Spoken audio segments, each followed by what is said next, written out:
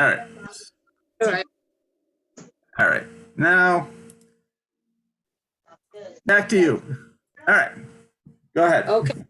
So can everybody see the image that's on the screen? Yes. I Yes. see an art image. Okay. Yes. And you all might want to mute yourself. Maybe Eva. Maybe it's okay to jump in and ask a question, but mute yourself for the most time so we don't get a lot of background noise. How do you mute yourself? There's a microphone on your screen and it says mute. If you tap on it, it'll cross. There you go. You're muted now. Okay, so my name is Eva Capobianco, and I live and work on the south side of Ithaca, all the way at the end of Plain Street. I've been making art for almost 50 years, since I was a teenager. But though I primarily identify as a sculptor, I've also consider myself a craft artist. I do woodworking, as well as some of my work incorporates cross stitch, and a lot of my work uses photography on and off for the years. So this is the first piece in a series that was inspired by the Finger Lakes Trail. I started focusing on hiking the Finger Lakes Trail from end to end, which is from Allegheny State Park all the way in the west over to the Catskills. Altogether, it's right now 485 miles, of which I have completed about 450. I have about, no, that's not quite right. I have about 130 miles to go, 135 miles to go, and I'm hoping to finish that this summer. So this piece was,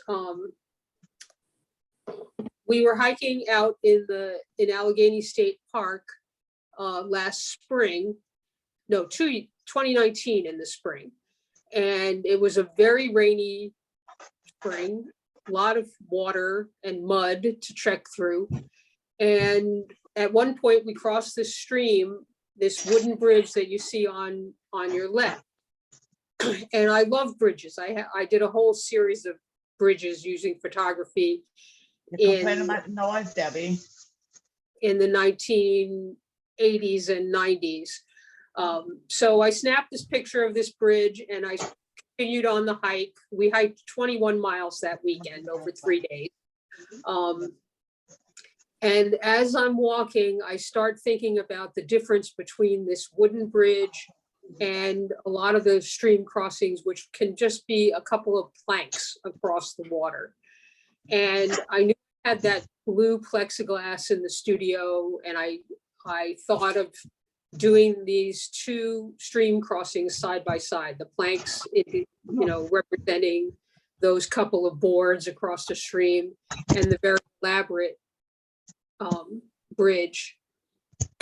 And as I hiked, I started imagining that I would do one piece for every map on the trail. So there were 34 maps. So this was the first one.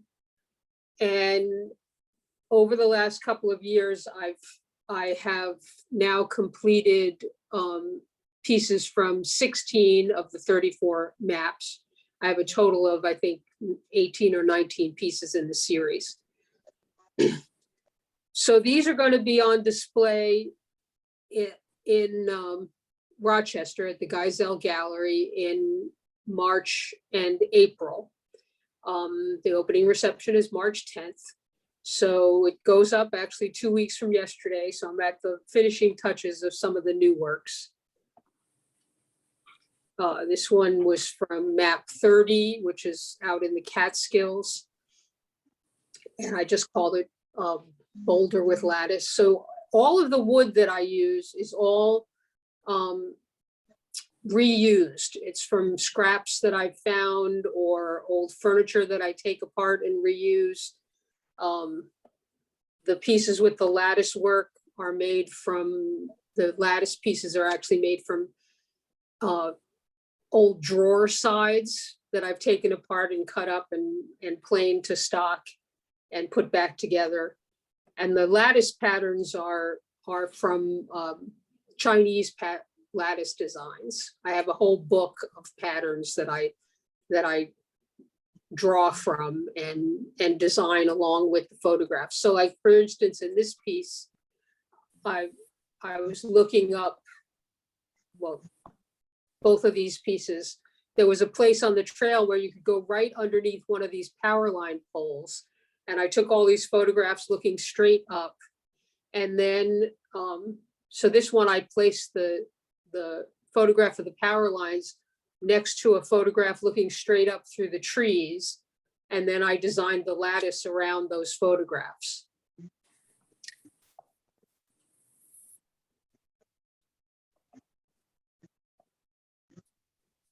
So what I'm trying to do is to take everything, most of them start with the photographic image, and I'm trying to create a 3D environment that bounces off of the photograph and gives a sense of what it was like being on the trail. This one I called Forest for the Trees. And it was actually, this one was on display in a show in Olean this past summer. And I actually won an honorable mention for this piece, which was very nice. This is one of the larger ones. It's like 23 inches high, but most of them are, like this one is 24 inches high, including the natural elements, and it's 12 inches wide. I thought this particular root piece kind of looks like a person striding very quickly through the landscape, even though I'm actually a slow hiker. I take my time when I'm hiking so that I can enjoy the trail. Thought there were more images than that.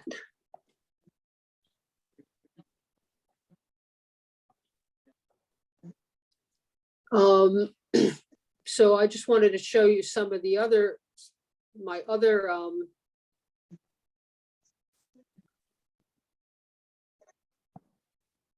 craft that I often use is cross stitch. So this piece, I stitched a poem by William Butler Yeats, and it's this beautiful poem about the last word is tread softly because you tread on my dreams. And I really love that poem. So I created that, and my sister bought that for her guest room. This piece is on display at the not Unitarian, at the First Baptist Church in their library. It's on loan, permanent or indefinite loan there. And I've done some pieces that were autobiographical, little vignette stories about myself. This one was about my cowgirl hat and guns when I was a kid in the 50s.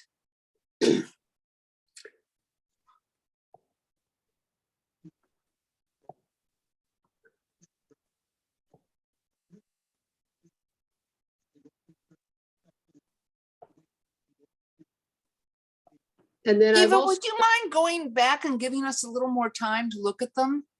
Oh, sure. Thank you. Thank you. Did you have any questions? I just wanted to have a chance to read each one. Oh, sure. So this was a story about my when I was a teenager. I was a tomboy as a kid, and my father and mother were always trying to get me to be more feminine, and I wasn't willing to go there. And so this story was about when my father finally acknowledged that I looked more like myself in my blue jeans. Should I go ahead? Yeah, that was great. And did you cross stitch the jeans and the shoes? Yes. That's amazing.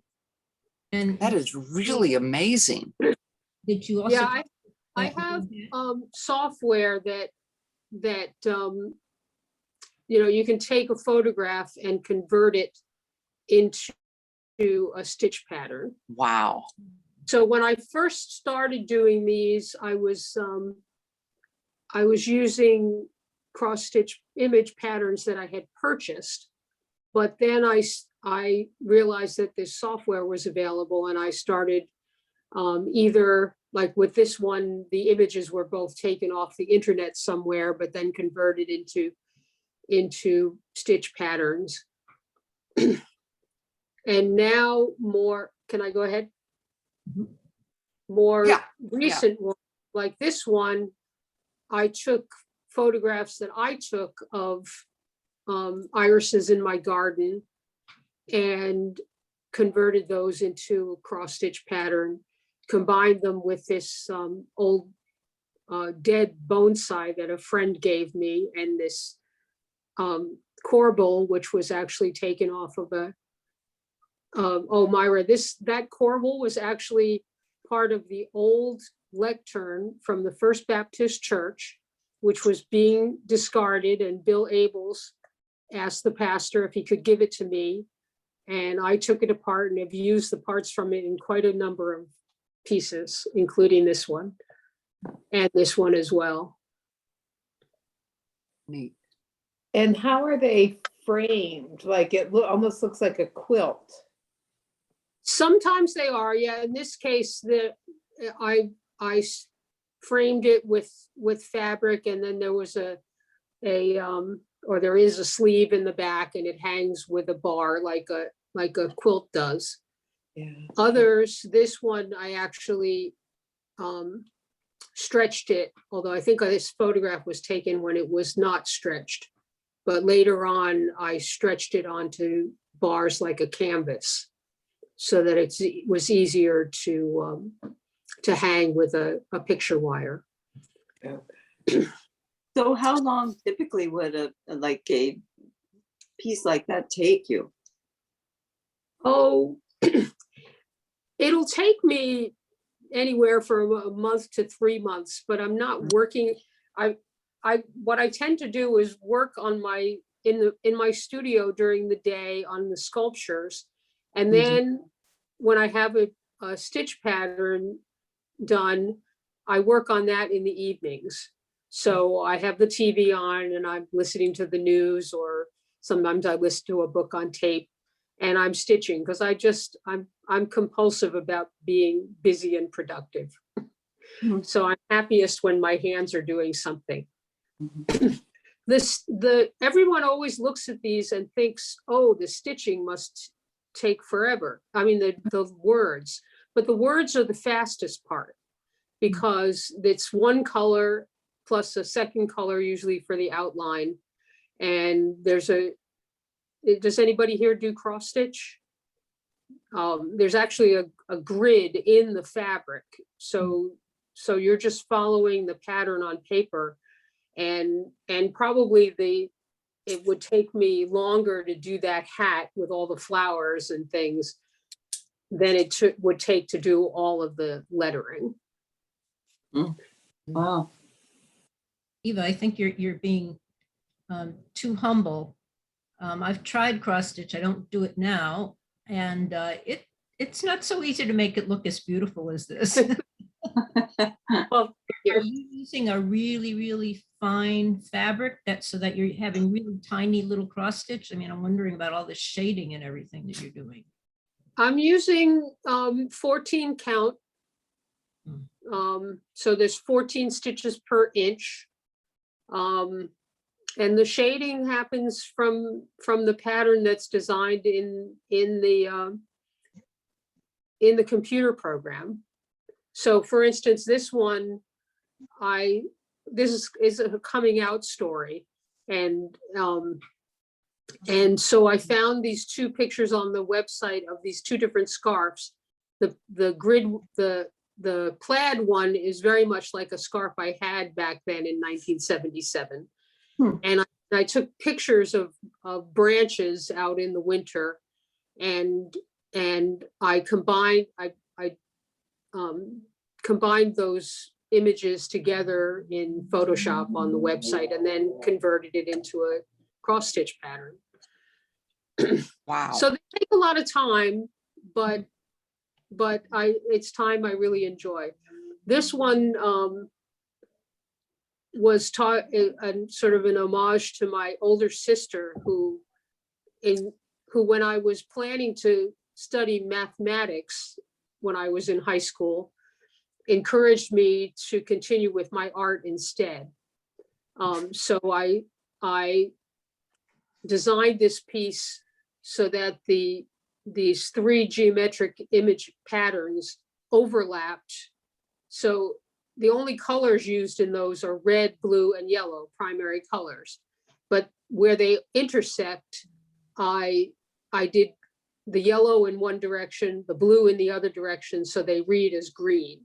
And the same thing for the purple and the orange. And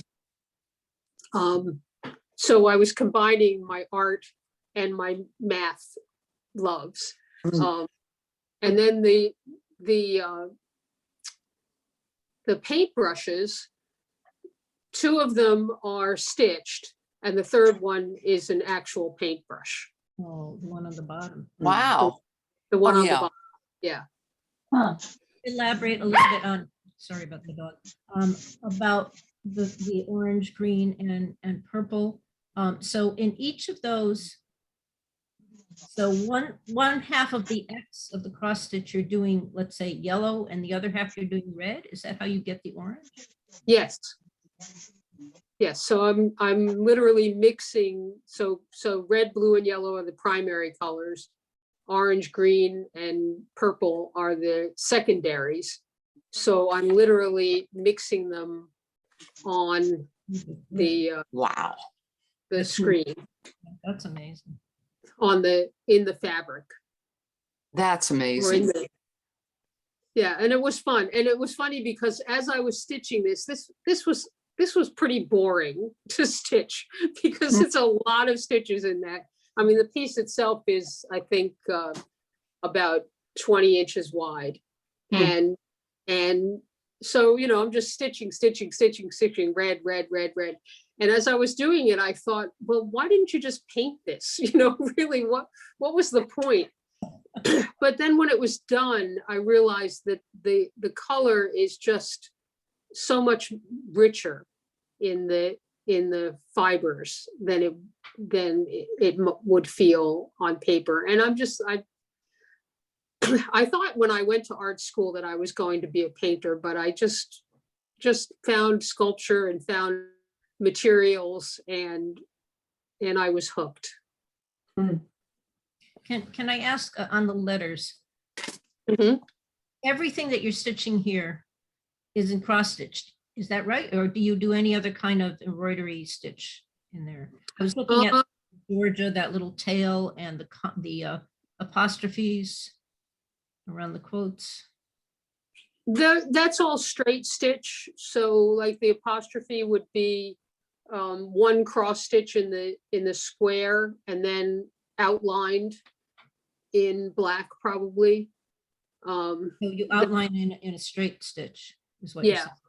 Okay. Yeah, the brushes on the paint brushes, the bristles would be satin stitches. Oh, okay. What kind of embroidery thread do you use? Do you use like DNC or something else? DMC. Yeah. This piece was inspired. There was a rally on the Commons a few years ago about when some immigrants were detained by ICE here in town, and there was a rally in support of immigrants' rights. And at the end of the rally, somebody had us chanting this "Aquí estamos y no nos vamos," which means we're here and we're not going away. And it reminded me of the years when I went to gay pride marches and we used to chant, "We're here, we're queer, get used to it." So I put those two things together to celebrate. And this piece was on display at Moosewood a few years ago, and somebody from the city bought it.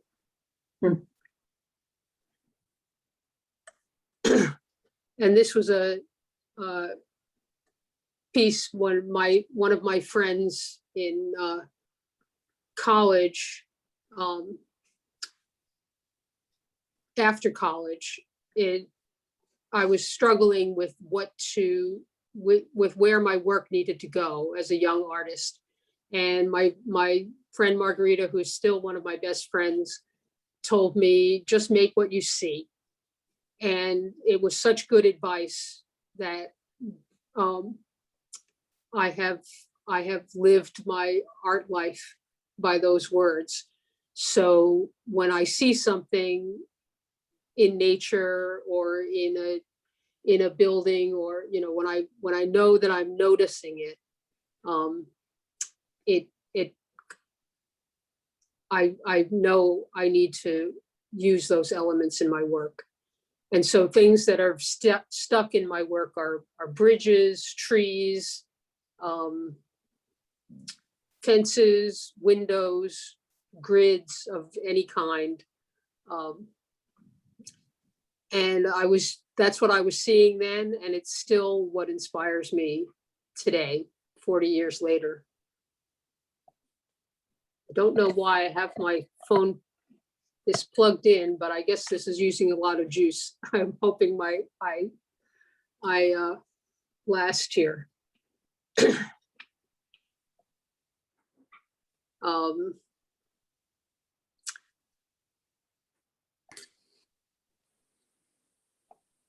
So I do also do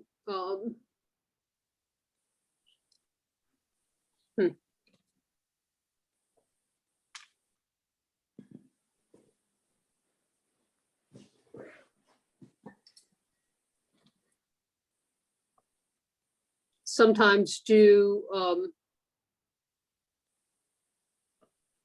pedestal pieces.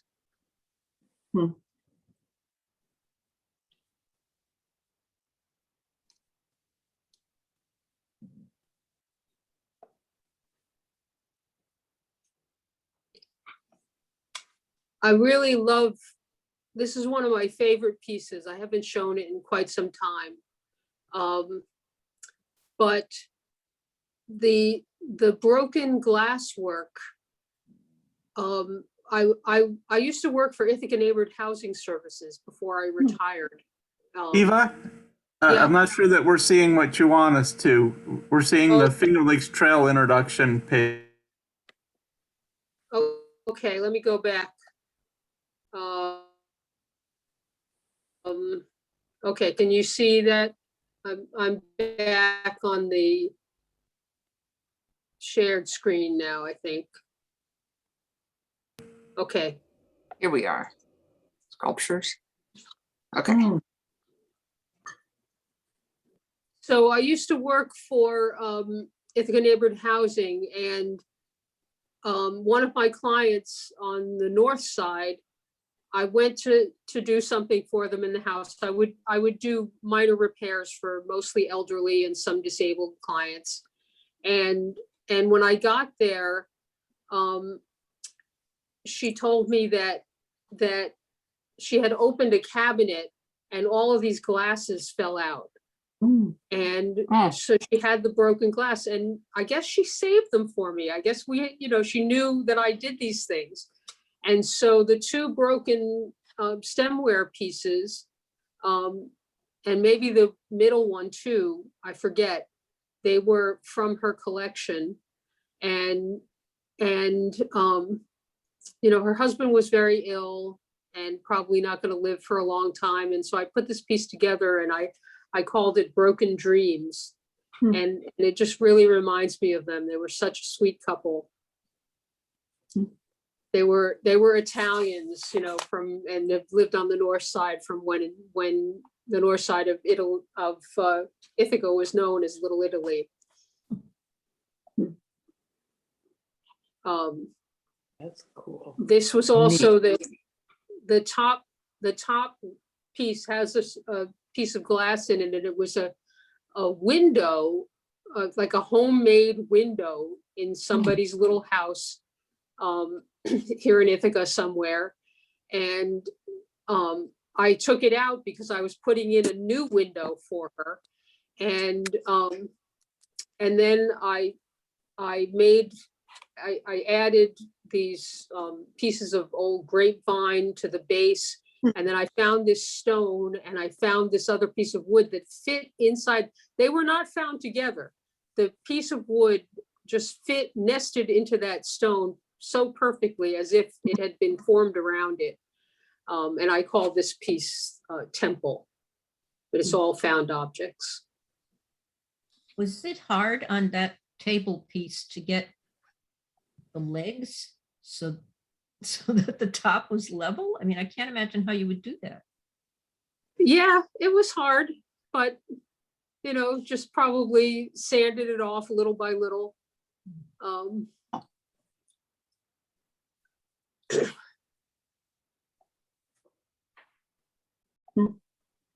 And this piece is called Spooning.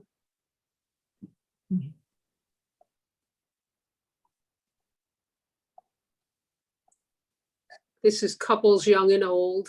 And this I called Playing with Light, which is, I think, one of the most fun pieces I've done. So it's almost like a man wearing a lampshade and then playing with this actual old light bulb. Neat. And this I called Entwined Couple, which this is actually grapevine roots that I stripped and refinished and just mounted on the stone. Well, not just, but found that relationship. So on these pieces, I collect a lot of objects, natural and human made. And then when I'm starting a pedestal piece, I just pick things out that I think might go together and play with them until I like the energy happening between the elements. How do you keep them together? Epoxy of some sort? Well, this one is, I actually drilled through the stone and screwed them onto the base. Neat. Very neat. Kind of, glass. is it just regular polyurethane? What kind of finishes do you use? Some of them are oiled, but most of them are a water-based polyurethane. Occasionally bones find their way into the sculpture. I've collected deer bones that I found in the woods, and sometimes whole spines. Neat. This one is called Dreamscape. And I actually called it Dreamscape, both because it has a surrealist feel to it, but also because I was working on the piece and I was looking for the right pieces of glass. This piece is about 15 inches high, I think. And I was playing with this piece and this piece and this piece. And then one night I had this dream about a center where I used to work on Staten Island. And I dreamt that a big window fell and the glass broke. And I asked my boss if I could keep the glass. And he said, sure. So the next morning, when I woke up and remembered this dream, I remembered that this piece of etched glass, the one in the back, was one that I had found when I worked at Snug Harbor on Staten Island. And I went looking for it, and it fit in the piece perfectly. So Neat. So you says, I take whatever they offer. You're right, take the water. this piece I called Choosing Partners. 'Cause I see it as two couples dancing, and the third one is trying to decide which one they should dance with.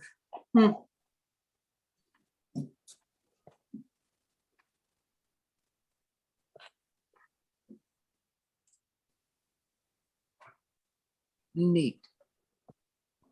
Anyway, you can see all of these things online. My website is evasculpture.com, which makes it easy to find.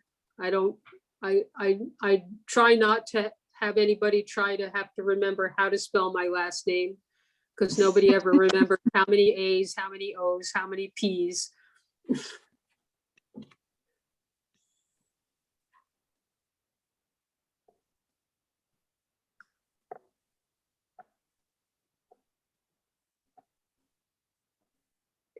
Oh, what I haven't mentioned is that I do show at State of the Art Gallery here in town. I'm a member of the co-op. And I know this show that I'm having on the Finger Lakes Trail is farther afield. It's in Rochester, although somebody said they were in Buffalo, so it's probably closer for you. But in September, I will be having a 2-person show with Patty Brown at State of the Art.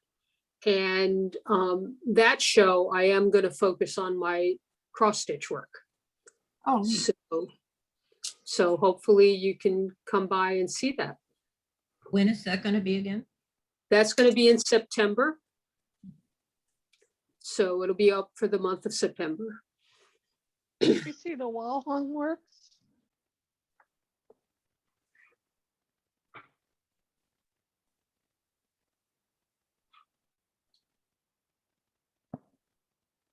Oh, yeah. So this is found objects along with the lattice work again. This piece I was in the Made in New York show in Auburn last year. This is a little piece. It's 12 inches wide, and I did some pieces combining the lattice and photography from this was actually from a trip we made to France about 4 years ago now, I think it was already, to visit my sculpture teacher, and his wife moved to France a few years ago, most of the year. Unfortunately, I'm so glad we made that trip, because he died about 8 months ago now. So it was great that we finally got to visit them before he passed. This combines the lattice with a image on the Manhattan Bridge. So I mentioned in the 90s, I did a whole series of sculptures with black and white photographs and wall and shadow boxes. So this was kind of revisiting that theme. And some of the pieces just have lattice with a branch, or and then this piece combines the lattice with a cross stitch of orchids. This is quite large. I bought this pattern of the orchids, not realizing how big it was. And so this one took a really long time. And then I added the bars of color. And again, this is one where that bar of color, the vertical bar, crosses the flower petals. I did the stitching in 2 different directions so that it creates the sense of translucence, that you're looking through that color at the orchids. And I try to do that to create to increase the sense of depth.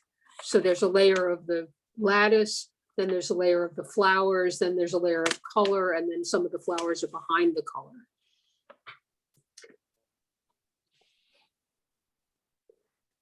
This photograph is from Watkins Glen, from the gorge at Watkins Glen. And this one is another one from France, at a vineyard right in the town where my my teacher lived.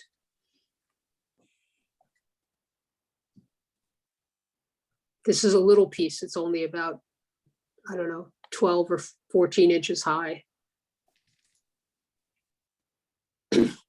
My last few years before retiring, I worked at Lowe's.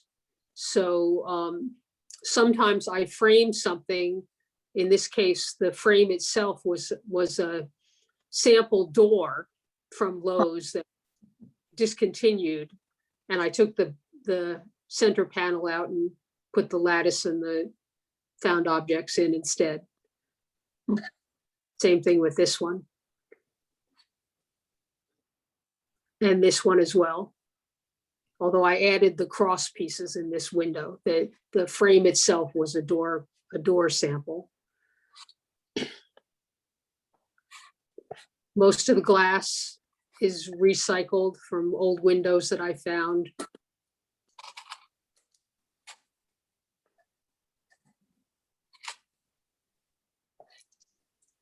This was actually the first lattice piece that I made. And is that grapevine again? Yes.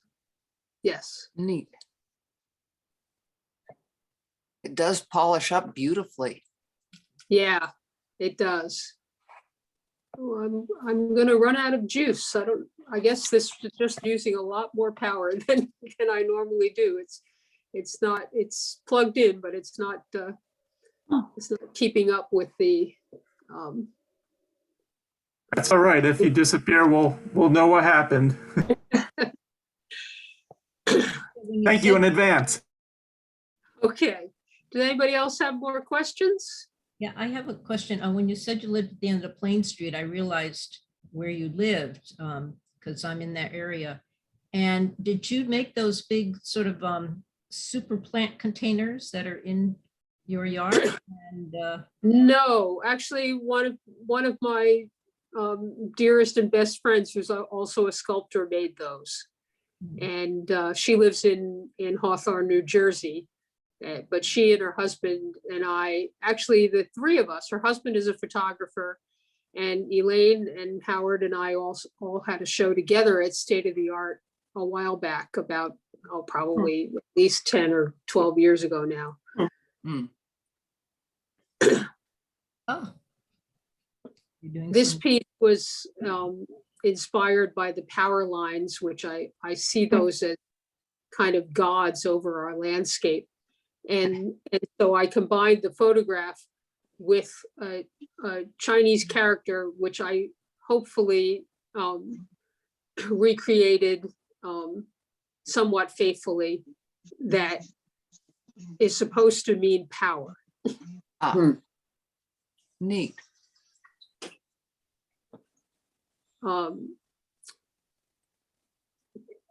CSMA, the Community School of Music and Art, had a show, a benefit show a few years ago, and there were 26 days in the show, and they asked the artists to try to make one piece each day. Well, I didn't really make one of these each day, but I made 26 couples. And I realized that year was the 26th anniversary of my wife and I being together. So that's I call the piece 26 days, 26 years. And there were each little sculpture, and these are all very small. They're all, so each of these units is like 3 by 5 or something like that. But I found objects to create couples, one for each year that we were together. Neat. And this is one of the very old photo sculptures from the 80s and 90s. It's a photograph of an armory window in Brooklyn. And this is one of the earliest pieces in the series. These were inspired because I was trying to work with bridges, and I was making little bridges, 3-dimensional bridges. And it was taking me like 6 months to make one sculpture. And, I was in my 20s, and And I got up one day and said, if you want to work with bridges, you have to find a way to start and finish a piece in 3 weeks. And I had all these photographs. So I put a photograph on my drawing table and designed this piece around the cables. This is looking through the cables on the Brooklyn Bridge over to Brooklyn. And I just drew the lines in perspective and added these dowels to be another layer of cables. And I loved it so much. I think this was the first or second piece in the series that I ended up doing probably a couple of dozen of these pieces. And most of them I've either sold or given away. And so now what I'm doing with the Finger Lakes Trail pieces is sort of recreating what I did back then, except now they're digital photos and they're in color. These, in this area, I had a dark room and I was printing my own pieces, images. This was another power line piece. And that's also grapevine. And the third, there were 3 pieces in this series, and actually I sold all 3 of these. And I don't know if you remember from the piece with one of the pieces with the glass, this was the same found wood that was burned with this pattern. It was an apron from an old table. I guess that's the end of that.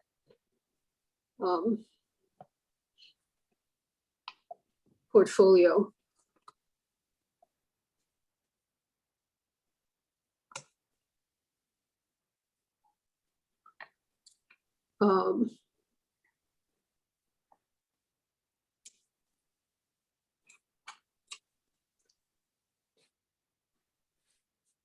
Oh, you know what? I'd rather actually show you.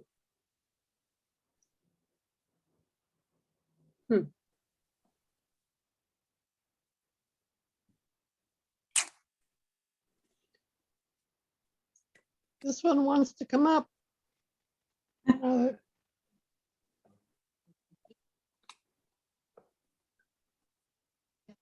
So these are just a few pieces in the newest cross stitch series, and these I will be showing at State of the Art in the fall. So I had done a whole series about marriage equality, like 10 to 15 years ago. And then I did just images and the autobiographical pieces. But when George Floyd was murdered in 2020, I, like many artists, I felt compelled to find some way to address this. So I was reading things, and somebody said, you know, if you want to help and you're an artist, make art. So I started looking for quotes to use in cross stitch. So, and like I did with the marriage series of putting things together. This piece takes a quote from Al Sharpton at George Floyd's funeral service and puts it back next to a quote from Sarah Grimke, who was an early abolitionist and feminist in the 19th century. And they both talk about one taking your knee off our necks and the other taking their feet from our necks. One talking about women's rights and the other talking about African Americans' rights. And they're just so similar. I felt compelled to put them together. And I did. So when I use a flower image in these pieces, I try to use a flower that is somehow connected. So it turns out that the bird of paradise is a symbol for freedom.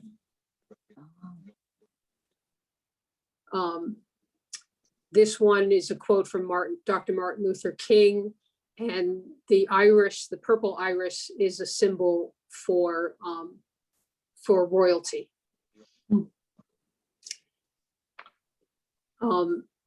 This, I actually used a pattern that someone gave me. I didn't design these flowers, but they are daylilies, which are a symbol for motherhood. And I use a quote from Ella Baker, which is also in a song that was recorded years ago by Sweet Honey in the Rock. Until the Yeah. killing of Black men and Black mothers' sons becomes as important as the killing of white mothers' sons, we who believe in freedom cannot rest. So actually, that's the only three completed pieces that I have on the website. I'm working on there is a fourth one. I guess it's not here. That was finished, and I'm working on a fifth one right now.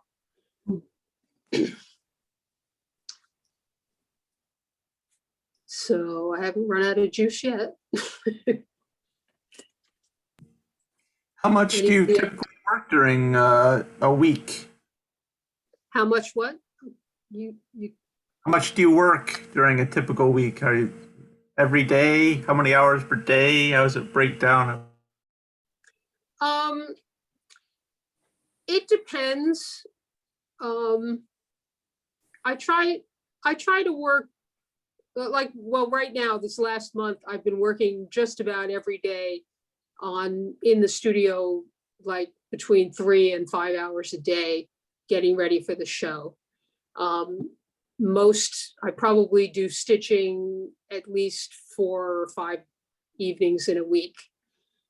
But there will be times when I'm doing a lot of hiking, and so I'm not in the studio as much because I'm out trying to finish that end-to-end trail hike. And, then of course there's times when you're traveling or visiting. But these last couple of months have been like I've really had the luxury of having the time to be in the studio every day. And I can't remember a time that I've been happier. It's really been great. It's been I retired from my day jobs. I always had a day job. I've never earned my living from my artwork. I consider it a good year if I make as much as I spent on websites and advertising and art trail and gallery dues. If I break even, I figure it's a good year. I tell people I supported my habit that year. This is my habit. I have to do it though. So, and I also try to, I guess every show I've had, every solo or small show that I've had in the last, since like 2010, I've picked some organization to donate part of the proceeds to. So the Exploring the Trail show, 20% of any sales are going to be donated to the Finger Lakes Trail.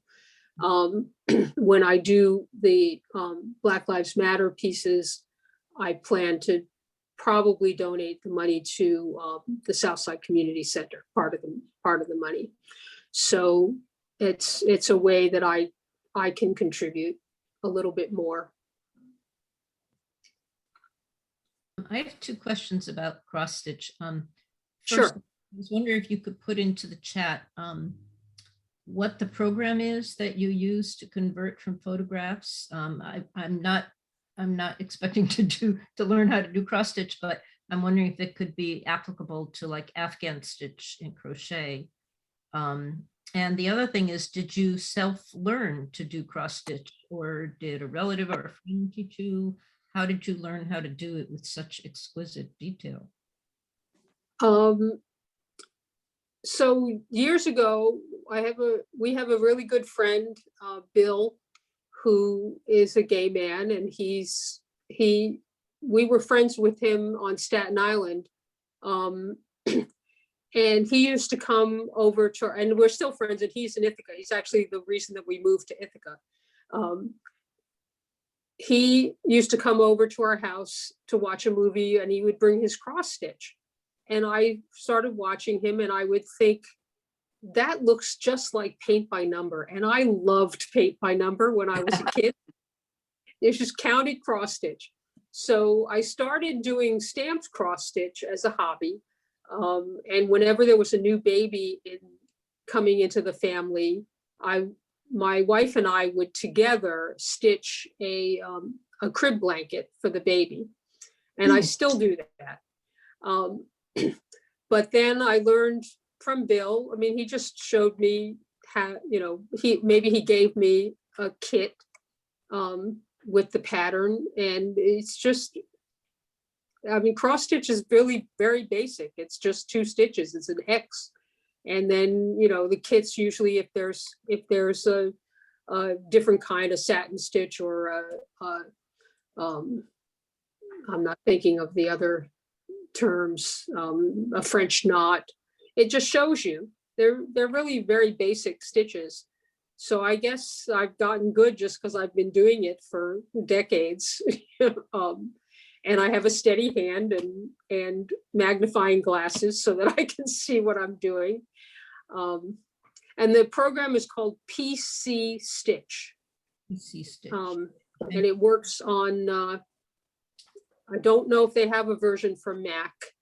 I have, Windows. And it wasn't terribly expensive. I can't remember how much it was to buy the software, but it's not a software, thankfully, that does a lot of updates or makes you pay to get some upgraded version. It's just basically I bought it once and it's worked for me for years. They do upgrade it once in a while, but I don't think I've ever had to pay for an upgrade. Thank you. See if I can write that down. Very simple. PC Stitch.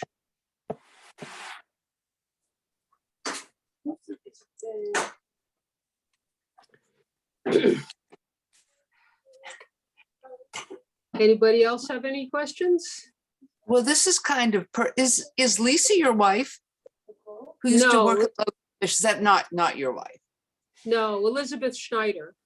Okay, She used to work at McGraw House, and she's involved in the Quaker meeting. And yeah, I knew I'd seen you, one of your exhibits years ago, and I couldn't remember who Lisa was married to. yeah, no. Yeah, Elizabeth and I have been together since 1982. That is And fantastic. we got married legally 10 years ago. We celebrated our 10th legal anniversary this past October. Oh, that is fantastic. Yeah. And Excellent. we got married on what we considered our 29th anniversary. So we didn't have to remember 2 anniversaries. Same one. Neat. Yeah. So you must have a great sense of organization, because I don't know how you would find all the materials that you might need each time you make a piece. Is everything how do you organize all your stuff? I have things in bins that are, organized by type of material. So I'll have a bin that has some small wood parts, and a bin that has small branches, and another bin or barrel that has spindles. Most of them are wood, but then I have glass. I have a little storage container that has, a storage shelves that have some stained glass. All the stained glass I've used was given to me by people who either found it or used to do stained glass and then stopped. So yes, I am an organized person, although there is also often a level of chaos in my studio. I've gotten much better over the years of keep putting things away when I'm done with them. But like if you came into my studio right now, it's not in great shape because I'm getting ready for a show. So I'm not taking the time to clean up periodically that I would be. Although most of the work is right now, the pieces are mostly done. I have a few little details to work on for the show. I'm waiting. I've been having the prints done at a lab so that they're mounted and they're laminated so that they're more secure. I don't want them behind glass, but I've been ordering them either on metal or with a lamination so that they're safer. So probably at some point this week I will clean up the shop because all I have left is to do a few details and then make some storage containers for transporting, and I'll be good to go. So knock on wood, I've never been so relaxed 2 weeks before a show in my life. Neat. Yeah.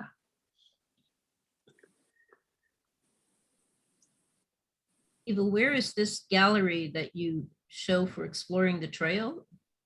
That is the Geisel Gallery. It's if you go on the website, when I click on this, it doesn't blow it up. It just goes to the page. But it's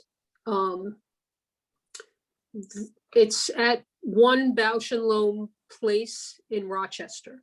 Oh, Rochester. Yeah.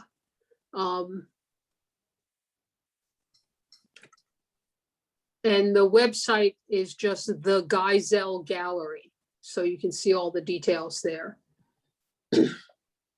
I'll put that in the chat.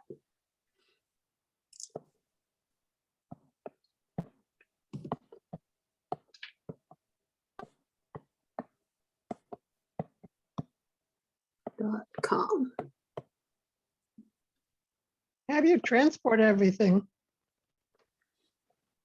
So a few years ago, I realized that some of these things can be so fragile that as soon as I'm not religious about this, but mostly when the piece is done, I then make a packing crate for it.